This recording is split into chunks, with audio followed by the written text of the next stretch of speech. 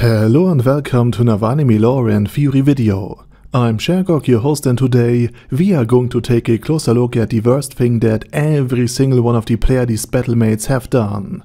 But before we're going to take a closer look at any of this, let me quickly thank my Patreons for supporting this channel, as well as say thanks to all users of the YouTube thanks function for making one-time donations. And with that said, let's get to the topic at hand. And we will start with the first of the Pleiades and the vice commander of the formation, Yuri Alpha. And there's relatively little to criticize about Yuri, where you could say, look, she did this and that's so evil. Still, she also has no problems with letting survivors who have been lured into a trap, into the Great Tomb of Nazarick to be precise, to be sent to torture chambers. And she remains loyal to Ein Soul Gone and the Great Tomb of Nazarick, and she has partaken in some of the atrocities, or at least aided in some of the atrocities that the Great Tomb has committed. However, she has a personal problem that might be interesting. Just like Ein Soul Gone, Yuri Alpha is an undead. A Dullahan to be precise, a headless undead, and she is therefore affected by the same emotional dampener that Ein Soul Gone is. In other words, she cannot feel strong emotions like happiness, joy, sorrow, anger or fear. She is therefore not only physically, but also emotionally undead. And under these conditions, she teaches children. But this is the worst and perhaps the most tragic thing one could say about one of the two Pleiades with positive karma. Next is Lupus Regina Beta, the smiling sadist. And there's a lot to say about her. She often brings people into embarrassing situations, and she is generally very sadistic and would love nothing more than to see the entire village of Karn burn. She enjoys the suffering of its inhabitants whenever possible. And she's a sadistic healer, so basically just a normal healer. But one thing stands out about her. After the thousands of troops under the command of Crown Prince Barbro, who attacked the village of Karn, were driven into retreat and routed by Anri's summoned goblin army, Lupus Regina visited Barbro and the remnants of his forces. Naturally, she didn't come alone but brought particularly vicious and strong red-capped goblins with her. And she did this deliberately, because after the defeat the day before, the troops of Barbro, mostly forced conscripts, peasants and simply workers, would feel the most fear and terror at the sight of such an enemy.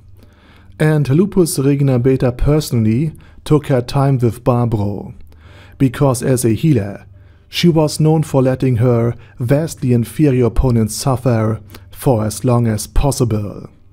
And this becomes especially clear in the spin-off universe, where she fights Clementine.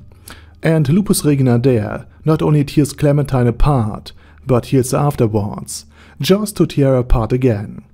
And Clementine, by the way, was probably also crushed by Zashi, just like all of the others in the Black Scripture. And she wasn't someone unaccustomed to battle and pain. But Barbro, the crown prince, grew up sheltered in a palace and had no significant combat experience beyond training sessions and sword practice.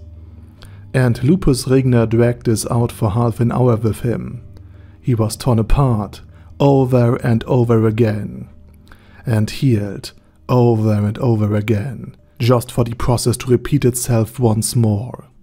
Lupus Regina could also use fire magic, and it just so happened to be nighttime when she dealt with Barbro. And we know that Lupus Regina is even more sadistic than her sister Solution Epsilon in the light of the full moon. In other words, when given the chance, she will act out her sadistic impulses at great length. Next in line is Naberal Gamma, and we must commend her life's work here, for she doesn't even have the self-control to refrain from insulting humans as maggots and other insects, even in the presence of Ein Soul Gone. If given the chance, she would also wipe out all of the humans around her.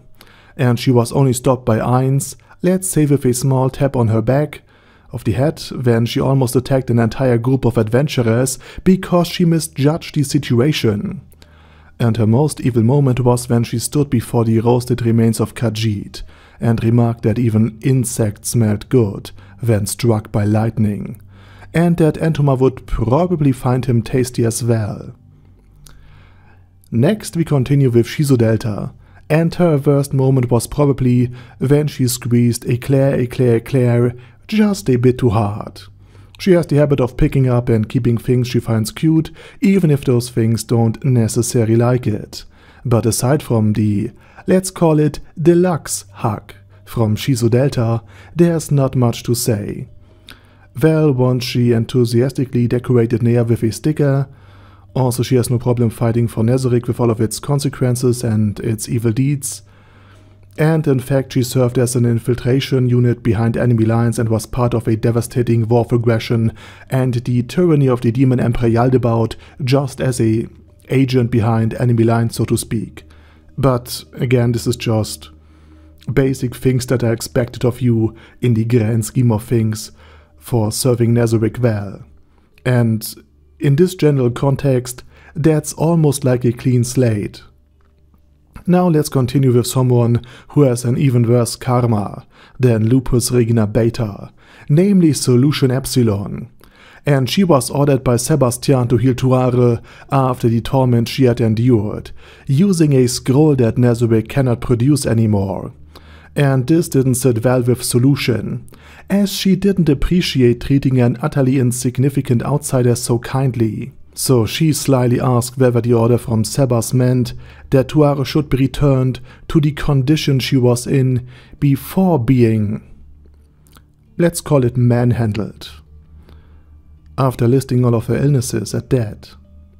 Then Solution mentioned 2 other unspecified diseases that only women can contract, and which can only be acquired from men. In other words, Solution Epsilon ensured, let's say it in a very YouTube-friendly way, that the 2 so-called childhood diseases Tuare had contracted during her time working in the entertainment industry were also gone.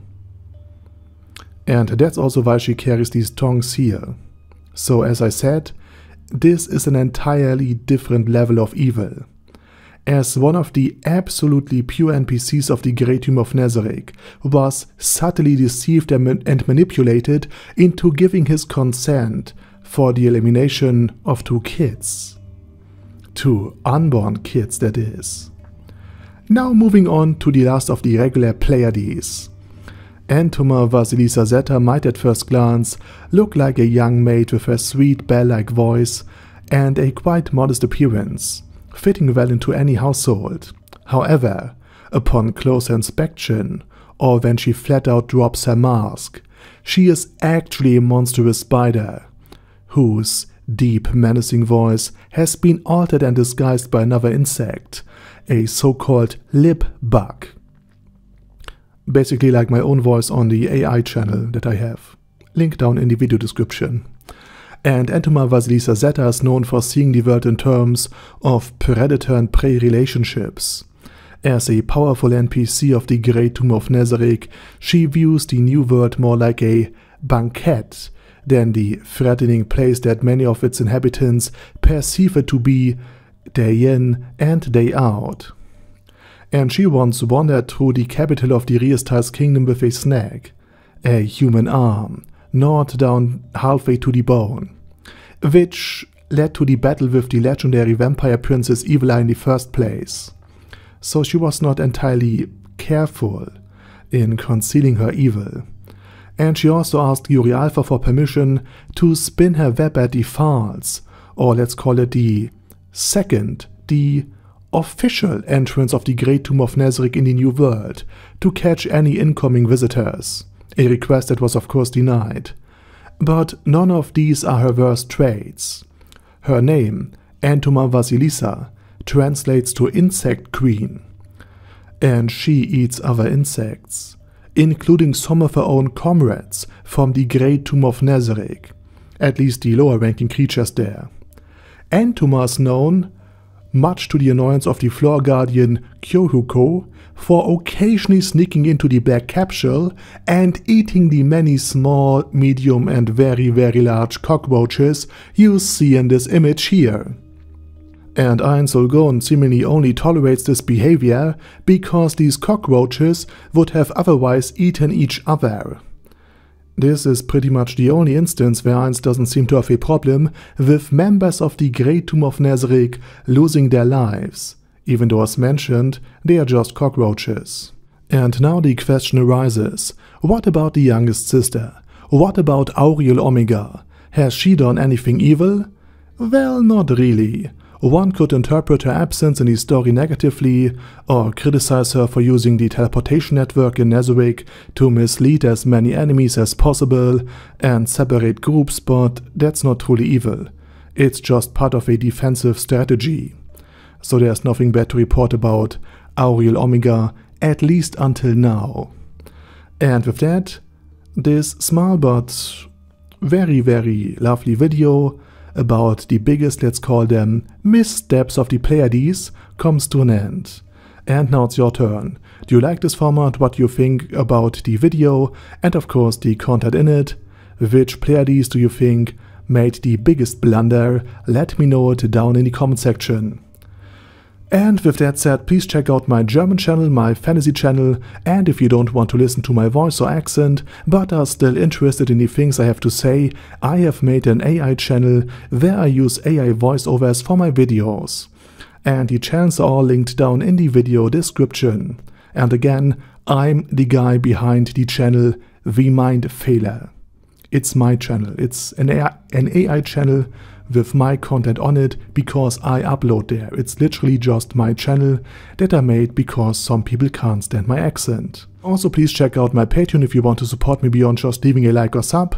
And with that said, I say thank you very much for watching, thanks to my Patreons for supporting this channel, and as usual, I say my special thanks to Ada Daddy Ada, ASK, Bad Guy Ye, Bad Burrito 316, Bezer, Ben C, Brandon D, Chrissy, Crowley 022 Ron, Sia, Crystal Prime, Dead Slime, Death is Mercy, Deathless Dragonlord, Demon Xenomorph 1987, Devin Downen, Ding Dong, Dan Pep, Dragonlord Placido Saxophone, Duckwagon, Dunkler Krieger, Dystopia, Dystopia II, Enigmatic Unicorn, Feral Shivan, Guy with That Head, Hector Marino,